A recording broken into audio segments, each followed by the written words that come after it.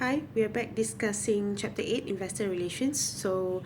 Now we will look into the type of investors that are concerned when it comes to investor relations activities. So, a company's IR strategies must address both institutional investors and also individual investors. So, individual investors are retail investors, whereas institutional stock investors are what also we call as pension fund companies, mutual fund, insurance companies, endowment funds, and also banks. Okay, so these constituencies requires different demands and also different type of communication messages and communication channels, right? For example, individual investors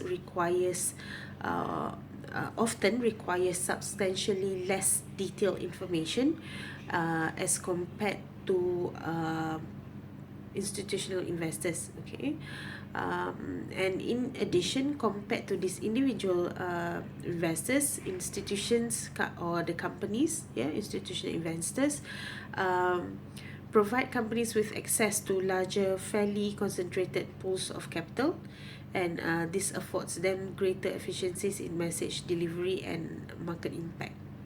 Okay, don't be worried if you don't understand most of these financial jargons.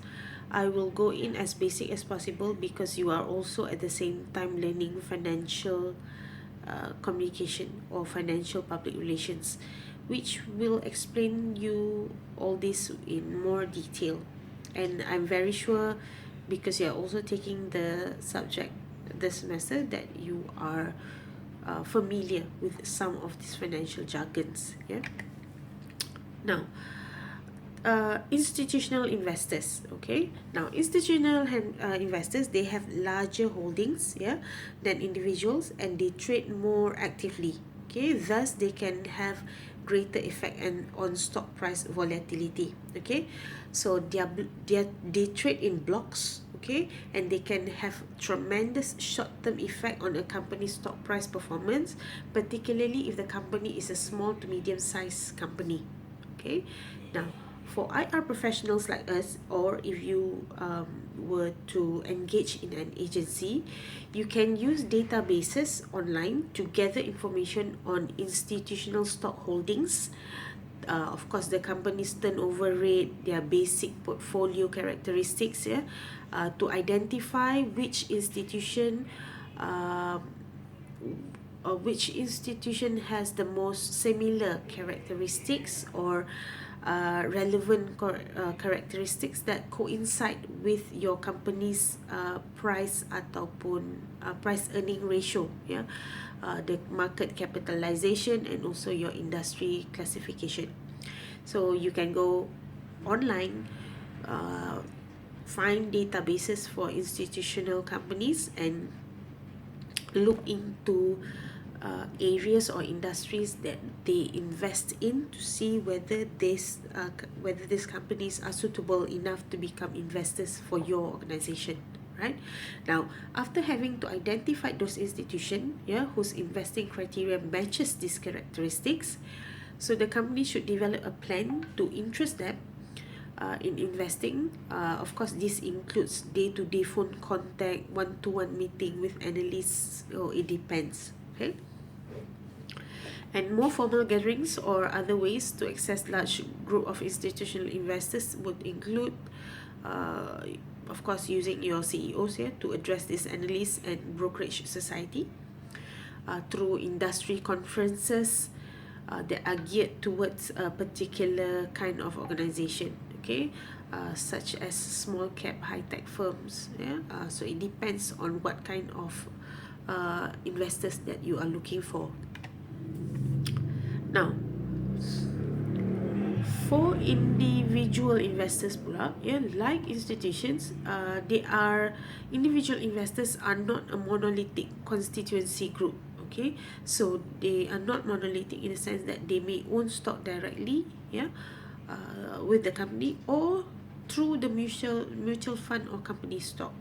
Okay, so they also actively trade these shares, securities, yeah, to generate trading profits on an intraday basis. Okay, and they also apply the buy and hold strategy to save for retirement or anything in between. Yeah, these are the people yang nak guna duit, so they invest.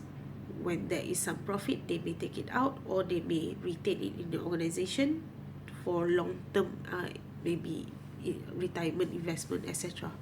Okay, so but compared to the institutional investors yang besar, individual investors, they have smaller size account. Okay, and of course they generate lower trading volume lah. Yeah, so in addition, they tend to require different types of information as opposed to institutional investors, right? And of course, we talk about blurring lines between the company's constituencies group. An example, individual investors can also be one of the employees of the company, yeah, whose stock they are investing in, or through the bonus compensation, yeah, in the form of company stocks or options.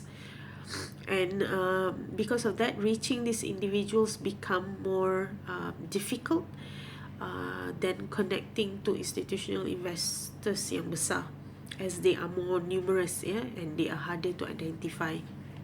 Okay. Now,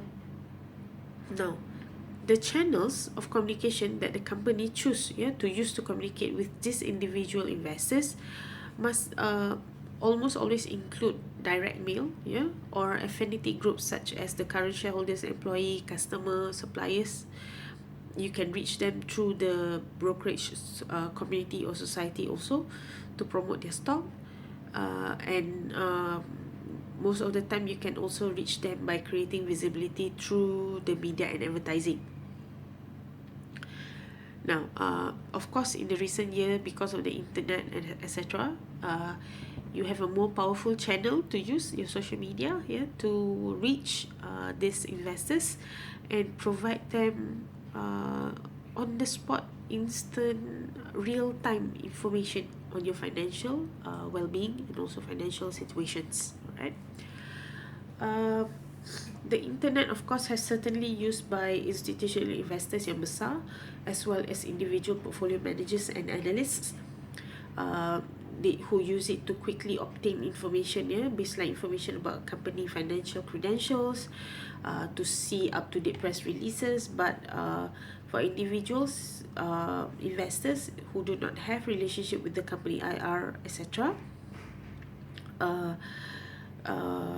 they use these social media accounts, website, etc., to gain, yeah, unparalleled access to the company information. Okay. Now, besides those two investors, which are institutional and also individual, there are also what we call intermediaries. Okay. Now, intermediaries, of course, by its name, yeah, means the middleman, middle person. Okay, so investors often learn about the corporation through sources other than the company itself. In particular, they learn about the organization from the internet, or they learn about the organization from other people or other analysts that they come to know about. Okay.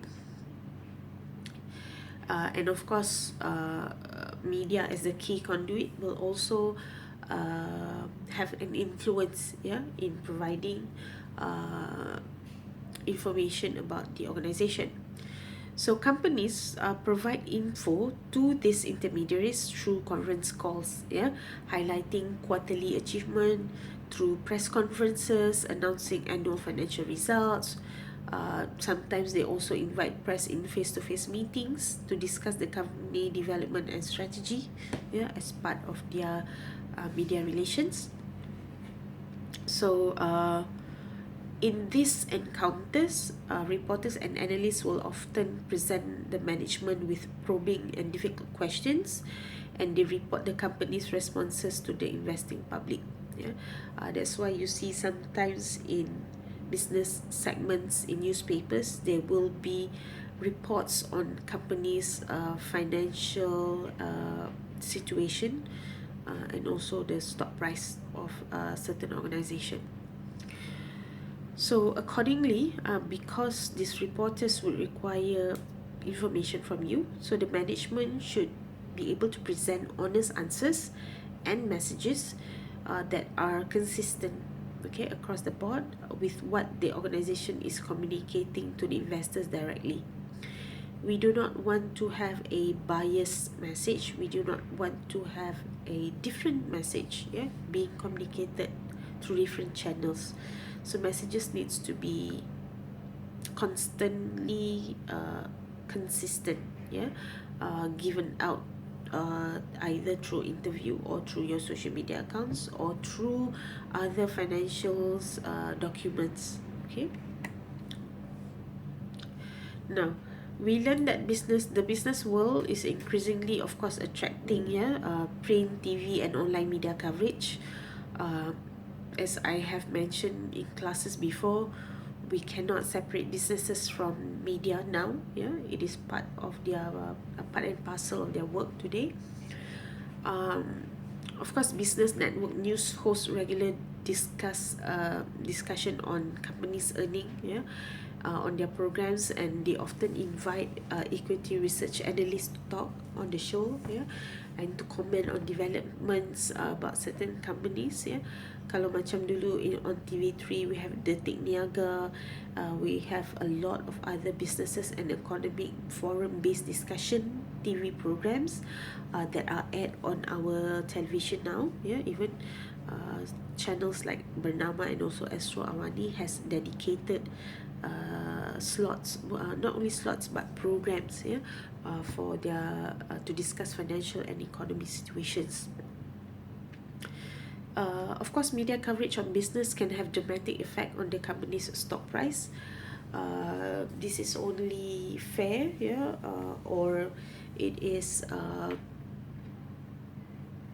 in support of our lecture that I gave on media relations, yeah, and also our image, identity, and reputation, stating that whatever the company portray about the organization can have, yeah, a dramatic effect on the company punya well-being. This includes the stock price, okay. Uh, of course, certainly having a strong media relations function that is coordinated well within the IR department will be beneficial there to a firm's investor relation effort. You can maximize access to media outlets to ensure consistency in these messages each group sends to the media. Again, in the hard times, centralization of communication, yeah, but in other times also, the consistent communication is very important, yeah, consistent messages. And of course, additionally, for low visibility company that do not appear in media often, yeah, that and they look forward to attract investors to invest in their company, obtaining a right media coverage for them will be very very critical, yeah, because it of course enhances the awareness of your organization in the eyes of the public. In the financial community, there are also people which we call the sell side analysts, okay. Of course, IR function will target the financial community through both buy side and sell side analysts. Buy side analysts typically work for money management firm. These are the people that works for mutual funds and pension funds, yeah. For example, they research the company outside for their own institutional investment portfolio. Now, uh, mutual fund, pension funds which are institutional investors would include something like kita punya KWSP, and also Hazana, yeah, the government investment arm, which of course invest in government companies lah, but other uh, mutual funds such as Public Mutual or CIMB Mutual Fund, etc. These are the companies that invest, yeah, in other organizations to of course expand their business, yeah. uh, this buy side, yeah, sometimes sorry, they also, companies also use sell side research and their analysis, yeah, to perform proprietary analysis. This includes the companies making a company visit and their own review of the company's financial situation.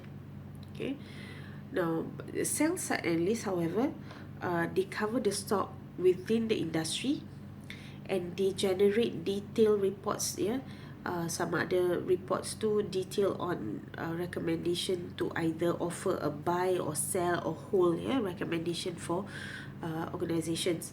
Research is then provided to the clients, yeah, of investment banks macam Morgan Stanley, yeah, and also Wang DBS kalau di Malaysia, and many other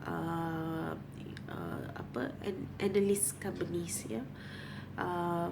So the sell-side analysts, in other ways, become intermediaries, yeah, between a company and the existing and potential investors. Okay.